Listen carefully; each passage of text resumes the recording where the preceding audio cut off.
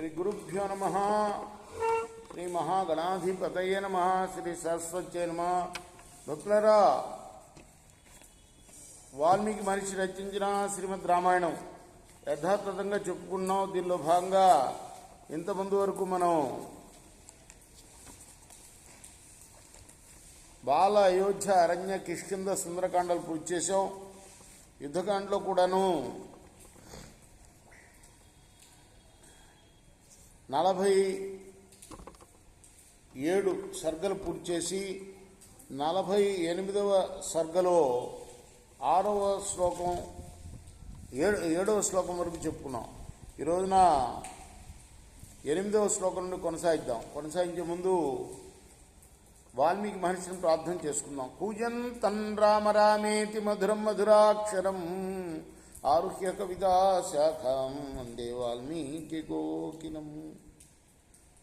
సమర్థ సద్గురు సాయినాథ్ మహారాజ్ కీ జై. సత్యనామాని పద్మాని స్త్రీణాం ముక్తాని లక్షణై తాన్యజ్ఞ నిహతే రామే వితథాని భవంతి మే.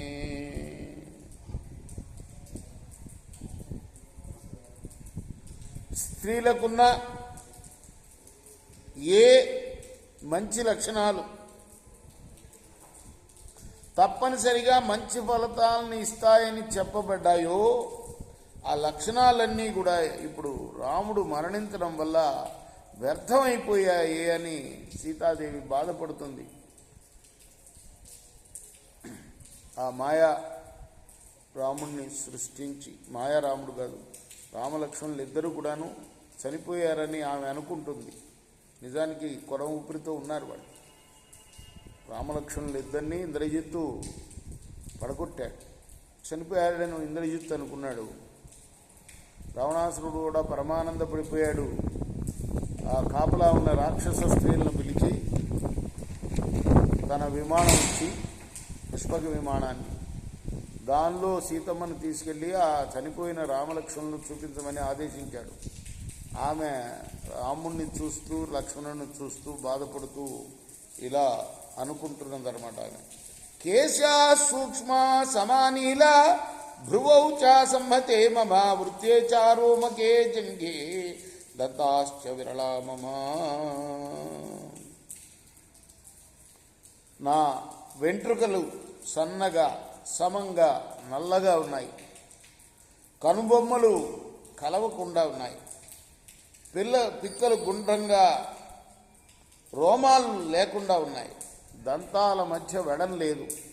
ఇవన్నీ శుభలక్షణాలు నాలో ఉన్నవన్నీ. శంఖే నేత్రే కరోపాదో గుల్ఫా భూరు సమౌచితౌ అనువృత్తనకా స్నిగ్ధ సమాంత్యాంగులయో మమ. అలానే నా నేత్రాలు, చేతులు, పాదాలు, మడవలు, తొడలు సమంగా పుష్టిగా ఉన్నాయి. నా వేళ్ళు అనువృత్తములైన గోళ్లతో నున్నగా సమంగా ఉన్నాయి. స్తనో చావిరళౌ పీనౌ మామకౌ మగ్రచుచుకౌ మగ్నాచోచ్చేది నాభి పార్శ్వో రస్కంచమే చితం. అలానే నా హృదయ భాగం కూడా చక్కగా ఉంది. వీటి అగ్రభాగాలు కూడాను, స్తనముల యొక్క అగ్రభాగాలు కూడాను అణిగి ఉన్నాయి. నా ఉన్నత ప్రదేశం గల నా నాభి లోతుగా ఉన్నది. ఆ పార్శ్వభాగాలు, వక్షస్థలాలు కూడా పుష్టిగా ఉన్నాయి. మమ వర్ణో మణనిభో మృదున్యంగరుహోరో అంగరుహానిజ ప్రతిష్ఠితాం ద్వాసర్భిర్మాముచు శుభలక్షణం. నా శరీర వర్ణం కూడా మాణిక్య వర్ణం, మాణిక్య రంగు కలవి, మాణిక్య వర్ణం కలది నా శరీరం. రోమాలు మెత్తటివి. నేల మీద నిల్చున్నప్పుడు 10 వేళ్ళు కూడా ఆంచి, అరికాళ్ళు కూడా ఆంచి నిలబడే నేను శుభలక్షణాలు కలదాన్నని చెప్పారు జ్యోతిష్యులందరూ కూడా. సమగ్రయవమచ్చిద్ర పాణిపాదం చ వర్ణవత్ మందస్మితే చేవచమాం కన్యాలాక్షిణకౌ విదు. నా చేతుల వేళ్ల మీద, పాదాలు వేళ్ల మీద ఉన్న యవల ఆకారంలో ఉండే గుర్తులు పూర్తిగా ఉన్నాయి. వేళ్ళు దగ్గర చేర్చినప్పుడు రంధ్రాలు లేవు. చేతులు పాదాలు కూడా మంచి వర్ణం కలవి. నేను చిరునవ్వు గలదాను అని కన్యా లక్షణాలు ఎరిగిన పండితులు చెప్పారు. అధిరాజ్యేభిషేకో మే బ్రాహ్మణై ప్రతినాశా కృతాంతకుశలైరుక్తం తత్సర్వం వితతీకృతం. దైవజ్ఞులందరూ కూడా, అంటే జ్యోతిషులందరూ కూడాను, నేను చక్రవర్తి భార్యను అవుతానని చెప్పారు. వాళ్ళు చెప్పిందంతా ఈరోజు వ్యర్థమైపోయింది కదా అని అనుకుంటుంది. స్వధయిత్వా జనస్థానం ప్రవృత్తి ఉపలభ్య తీత్వా సాగరమక్షోభ్యం భ్రాతరౌ గోష్పదేహతో. జనస్థానం అంతా వెతికి నా వృత్తాంతం తెలుసుకొని క్షోభ్యంప శక్యం కాని సముద్రాన్ని దాటి వచ్చిన ఈ రామలక్ష్మణులు చివరికి కేవలం గోష్పాదంలో పడి మరణించారు కదా. గోవు పాదం ఎంత ఉంటుందో అంత గుంటలో పడి మరణించారు కదా. కేవలం ఇంద్రజిత్ అనే ఒక జీవి చేతిలో మరణించాడు కదా. నన్ను వారుణం ఆగ్నేయం ఐంద్రం వాయువ్యమేవ అస్త్రం బ్రహ్మస్రస్యేవ రాఘో ప్రత్యపద్యతాం.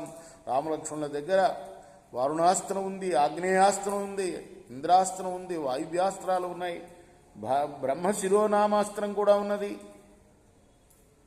మరి అదృశ్యమానేన రణేమాయావాసహోపమా మమనాథ మనాథాయ ఎంతో రాక్షణులు అనాథురాలునైనా నాకు రక్షకులైన దేవేంద్రుడితో సమానమైన ఆ రామలక్ష్మణులు ఇద్దరిని ఆ రాక్షసుడు మాయ చేత కనపడకుండా ఉండి యుద్ధంలో చంపాడు కదా.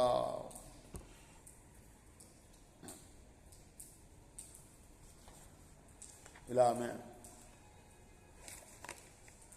తన బాధని అంతా కూడాను వ్యక్తం చేసుకుంటూ ఉంటుంది, తన హృదయంలో చెప్పుకుంటూ ఉన్నది. రేపు మనం ఏడుస్తూ ఉందన్నమాట, శోకిస్తూ ఉన్నది. రామలక్ష్మణులు చనిపోయారని తెలిసి రేపు మనం 18వ శ్లోకమును కొనసాగిద్దాం. కృష్ణార్పణమస్తు. సాయి కృష్ణార్పణమస్తు.